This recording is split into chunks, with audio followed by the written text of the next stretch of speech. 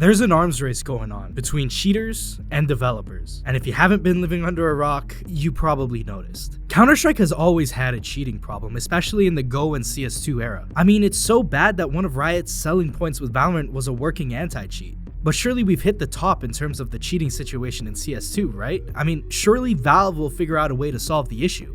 And yeah, I know that just saying that pissed some of you off since it seems like the situation is really dire and a large amount of the community believes that Valve doesn't care. But is that really the case? And what can Valve even do about the cheating problem? What are their options? Is kernel anti-cheat really the answer? Can it help CS2? And what is VacNet really? Does it have any chance of even getting close to fixing the cheating issue in CS2? Well, stay tuned because we'll cover just that, exploring the cheater problem from an unbiased perspective and assessing what options Valve has and what's coming soon. So without further ado, I'm Farivar, this is Dupe CounterStrike, let's get into it. So first off, what is kernel level anti-cheat? Kernel level anti-cheats are anti-cheat programs that operate with deep OS access, allowing them to monitor processes from a bird's eye view within the core of the OS. This level of access helps detect cheats that may attempt to manipulate the OS at a lower level. This differs from what we know with VAC, which is a user mode anti-cheat, the environment in which users interact with programs like web browsers and games. It's a closed-off environment that prevents direct access to hardware and important OS processes. The issue here being that many cheats nowadays run at the kernel level to circumvent detection by manipulating system calls between the user level and kernel level to avoid detection by user mode anti-cheats. Okay, so what are system calls? They're requests made by applications to the kernel to get certain tasks done, like accessing memory, system resources, or hardware. When CS2 is eating the ever-living shit out of your CPU performance, it's sending a system call to the kernel asking for more power. So when a user-level anti-cheat like VAC makes a system call to the kernel asking it for a list of processes currently going on in the PC, a cheat running at the kernel level is able to intercept the information and alter it before it reaches VAC. A kernel-level anti-cheat would be able to spot this activity because of its proximity to the core of the OS. When a cheat would alter the game data that's being stored within the memory, the anti-cheat could look for unusual behavior and flag it down. But being at the core of an OS, wouldn't the program be able to look at nearly all of the information on your computer? That does sound like a security risk, doesn't it? That's because it is. I have an anecdote to tell. It's my specific reason for being so adverse to kernel-level anti-cheats. In the first week of Valorant launching, I had my Fanatec steering wheel plugged into my PC. When booting the game for the first time, inexplicably, my wheel bricked. My theory is that the wheel drivers had a bad interaction with the kernel-level anti-cheat, and it messed up the entire wheel. The whole thing costed me 500 bones because, like, what was gonna happen? Riot refund me for the bricked wheel? And yeah, this could have been a coincidence, but the same week, another friend of mine was having issues with his H100i drivers. His pump started to sound like it was going on overdrive, and he couldn't fix it until he uninstalled Vanguard and restarted his PC. Like, okay, there is a chance this is two coincidences. I have no proof to prove that this was the case, besides that the timing was far too coincidental. However, it's hard for me to give Riot's kernel-level anti-cheat the benefit of the doubt when reports of it bricking PCs started to surface after Riot uploaded Vanguard into League of Legends. I understand that this sounds circumstantial, but remember how earlier this year CrowdStrike shipped a kernel-level update that bricked thousands of PCs, screeching several industries to a halt? Kernel-level programs going awry and busting up PCs isn't unheard of. And if a malicious actor were to tamper with kernel-level anti-cheats on users' computers, there's considerable potential for damage. Riot, I hope you have McAfee.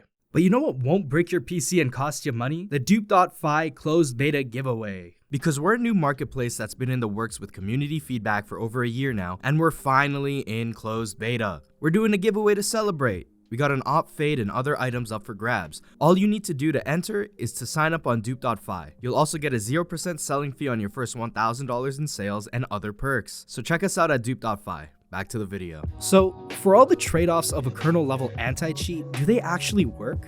There's proof to show that they do, but they don't eradicate cheating completely. It's still possible for cheaters to get through the cracks, although it usually uses more sophisticated methods and sometimes more technical knowledge from the cheaters themselves. There are methods that use something called an EFI mapper to boot cheats before kernel-level anti-cheats and even Windows itself, allowing cheats to function over the head of kernel-level anti-cheats. I'm not the most technical person out there, so check out this video by Unity Research on the topic. I'll link it in the description. There's also the issue of games like Valorant not having a replay replay system, so it could be harder to confirm if somebody in your game was cheating or not. However, all that said, Valorant's anti-cheat definitely works better than most other solutions. There was a recent study at the University of Birmingham that compared major anti-cheats. They found that Valorant and Fortnite's kernel-level anti-cheats were the most effective, and CounterStrike ranked... Holy fuck, we're at the bottom. Fortnite's kernel-level anti-cheat and Valorant's kernel-on-boot anti-cheat take the cake and run away with it.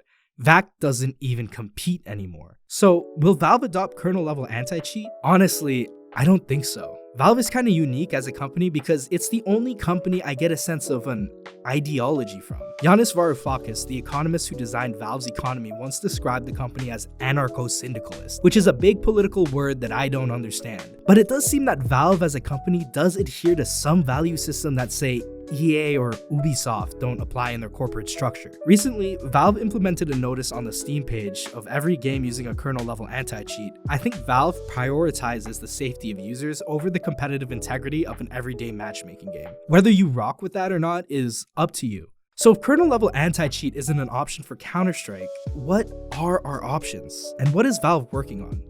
Well, for a while, we've known that Valve is working on an AI-based anti-cheat called VacNet. And as of today, we're supposedly on version 3.0 of VacNet, but it's clear we're not working at full potential yet. Or simply, it's just not ready. But how is VacNet supposed to work? Well, much like ChatGPT or machine learning AIs, VacNet processes hundreds of thousands of hours of playtime in order to try and establish the behavior patterns between legitimate and cheating players. Which sounds great and all, but it's clearly not working properly yet, for whatever reason. Valve seemed to not like talking about their anti-cheat. The last time they did was 2019, so it's hard to say what the problem is with VacNet. It's possible that they're still developing it, and it's also possible that they're waiting to gather more data before delivering real blows to cheats. However, even if we assume VacNet eventually gets released and starts working effectively, I still have my concerns. For example, there is a potential flaw with VacNet that we haven't addressed yet. It's called the black box of AI. Let me explain. Some players are just inhuman. I mean, true impossibilities in every sense of the word. How would an AI distinguish Kenny S in peak form from a decent cheat?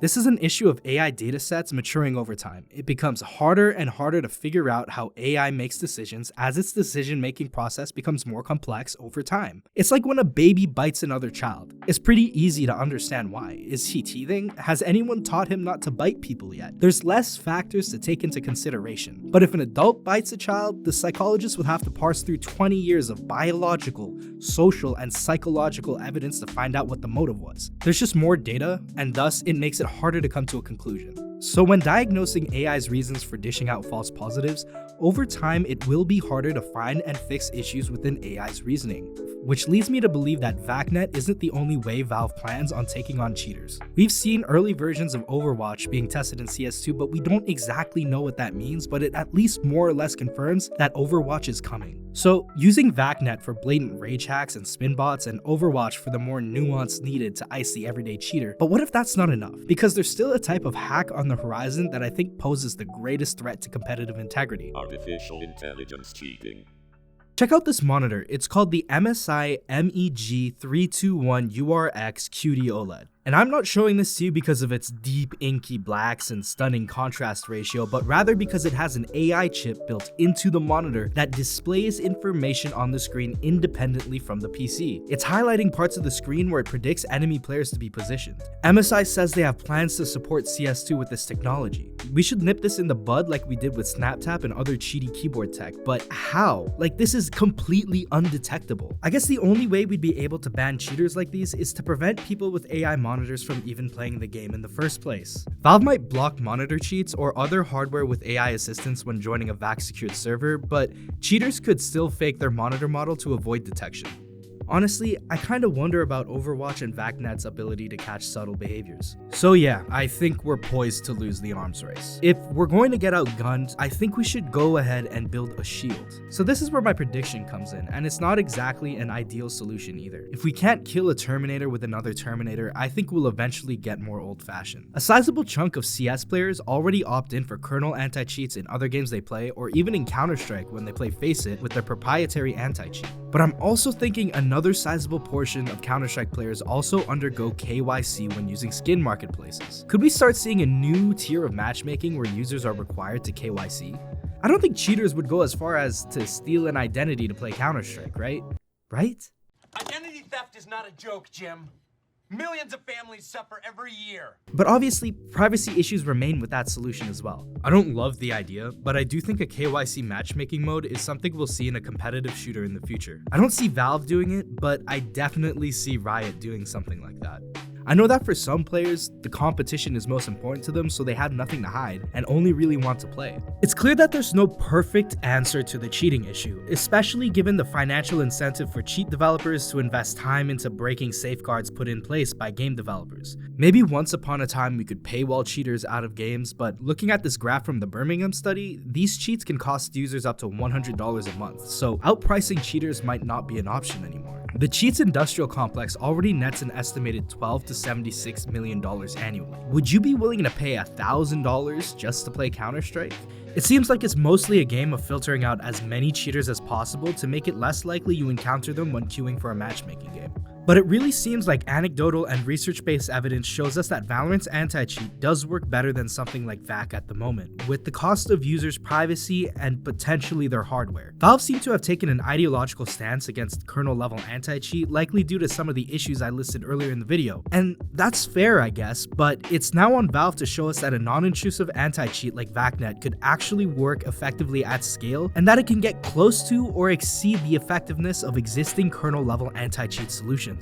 And it's also on them to do this in a reasonable amount of time, because I don't think CS2 players will be very happy with another few years of cheating running rampant in matchmaking. So, with all that being said, I want to know, how much are you willing to sacrifice for competitive integrity? Like and subscribe! Thanks.